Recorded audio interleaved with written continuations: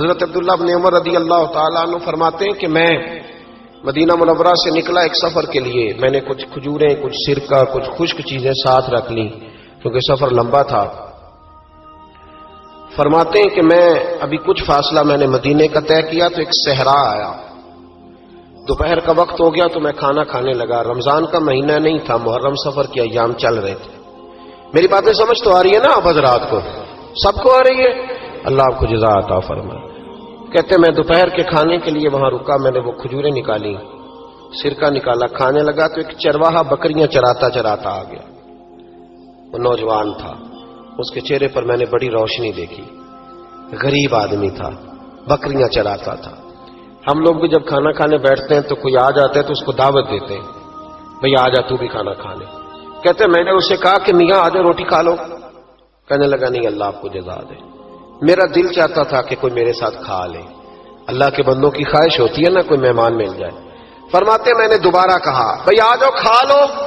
کہنے لگا نہیں حضور اللہ آپ کو جزا دے. میں نے دوبارہ تیسری دفعہ اصرار کیا، میاں تھوڑی سی کھا لے. کہنے لگا حضور اصرار نہ کریں، میں نے روزہ رکھا ہوا ہے. آج مزدور جو ہے نا ان سب نے رٹا لگا کے یہ سبق یاد کیا ہے کہ میں چونکہ محنت کرتا ہوں تو میں نہ بھی رکھوں تو خیر ہے. رمضان کے روزے بھی مزدور چھوڑ دیتے ہیں. اللہ کسی شخص پر وہ بوجھ نہیں ڈالتا جو وہ اٹھا نہ سکے. رب بندوں سے پیار کرتے، اسے پتا تھا انہوں نے مزدوریاں کرنی ہیں. مزدور روزہ رکھ کے دیکھے، وہ دیکھے اسے کچھ بھی نہیں ہوگا. حضور نے تو کہا صوم تصحو، تم روزہ رکھو اللہ تمہاری صحت میں اضافہ کر دے گا. یہ تو تندرستی والا کام ہے. کہنے لگا حضور روزہ رکھا ہوا ہے. حضرت عبداللہ ابن عمر رضی اللہ تعالیٰ عنہ کہتے ہیں میرے دل میں خیال آیا پتہ کروں کہ صرف روزے دار ہے کہ نیک بھی ہے. صرف روزے دار ہے کہ نیک بھی ہے، صرف نمازی ہے کہ نیک بھی ہے، صرف حاجی ہے کہ اللہ سے بھی ڈرتا ہے. ذرا دیکھوں تو صحیح، آزماؤں. آپ فرماتے میں اٹھ کے قریب گیا، کھانا میں نے کھا لیا تو بکریاں تھی اس کے پاس. 300-400 بکری چرا رہا تھا.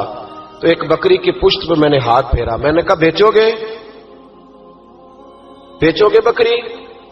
کہنے لگا حضور میں چرواہا ہوں، دیہاڑی پہ کام کرتا ہوں، مزدوری لیتا ہوں، ان کا مالک تو کوئی اور ہے. تو آپ فرماتے میں تو پہلے دیکھنا چاہتا تھا کہ نیک بھی ہے کہ نہیں. تو میں نے اسے کہا کہ بکریوں کے مالک سے کہہ دینا ایک بکری بھیڑیا لے گیا ہے، کہہ دینا مالک سے. تو آپ فرماتے جب میں نے اسے دیکھا نا تو غریب تھا، پھٹے ہوئے کپڑے تھے. دامان توکل کی یہ خوبی ہے کہ اس پر پیوند لگے ہوتے ہیں پر دھبے نہیں ہوتے. آپ فرماتے ہیں کہ میں نے کہا کہ کہنا کہ بھیڑیا لے گیا تھا.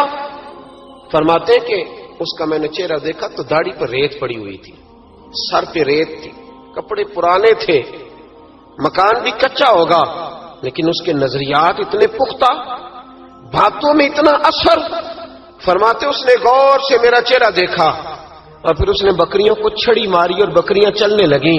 وہ میں نے کہا میرے سوال کا جواب نہیں دیا. تو کہنے لگا حضور میں بکریوں کے مالک کو تو کہہ دوں گا بھیڑیا لے گیا ہے، اور جب کائنات کا مالک پوچھے گا تو پھر کیا جواب دوں گا؟ جب عرش کا مالک پوچھے گا تو پھر کیا جواب دوں گا؟ اللہ بھی تو پوچھے گا نا، تو اللہ کو کیا بتاؤں گا؟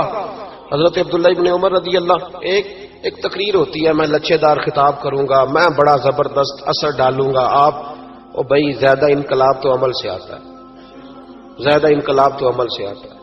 زیادہ تو 2 منٹ میں لوگ انقلاب. حضرت عبداللہ ابن عمر کہتے ہیں اس نے کوئی تقریر نہیں کری. تقریر بھی اثر کرتی ہے، اس کا بھی فائدہ ہوتا ہے، یہ بھی دل صاف کر جاتی ہے، اس میں شک نہیں. لیکن جو عمل کے ساتھ تاثیر ہوتی ہے اس کا تو حسن ہی نرالا ہے. بات جو دل سے نکلتی ہے اثر رکھتی، پر نہیں طاقت پرواز مگر رکھتی ہے. تو کہتے وہ ایک جملہ اس نے کہا کہ اللہ پوچھے گا تو کیا جواب دوں گا. تو آپ فرماتے میں کانپنے لگا. حضرت عبداللہ ابن عمر، اور یہ وہ شخص ہے جن کو نبی پاک نے کہا راجل صالح. عبداللہ بن عمر نیک آدمی ہے، حضور نے کہا نیک آدمی ہے. حضرت عبداللہ ابن عمر کہتے میرے وجود کے رونگٹے کھڑے ہو گئے. میں سفر پر نہیں گیا بلکہ میں وہیں سے واپس ہو لیا اور میں سیدھا اس شخص کے میں نے مالک کا پتہ کیا کس کی بکریاں چراتا ہے. فرماتے میں نے معلومات کر کے پہلے وہ غلام خریدا، پھر وہ 400 کے لگ بھگ بکریاں خریدی، پھر میں نے اسے بلا کے وہ بکریاں تحفے میں دیں. تو مجھے کہنے لگا یہ کیا ہے؟ تو میں نے کہا تو نے قرآن نہیں پڑھا؟ اللہ سورہ طلاق میں فرماتا ہے کہ تم مجھ سے ڈر جاؤ، میں ہر مشکل سے نکلنے کا تمہیں راستہ دے دوں گا، وَيَرْزُقْهُ مِنْ حَيْثُ لَا يَحْتَسِبُ، اور تمہیں وہاں سے روزی دوں گا جہاں سے تمہارا کبھی گمان بھی نہیں گیا ہوگا۔ فرمایا تو چونکہ اللہ سے ڈرتا تھا تو یہ رب کریم نے تجھے روزی عطا فرمائی ہے، یہ بکریاں اب تیری ہیں۔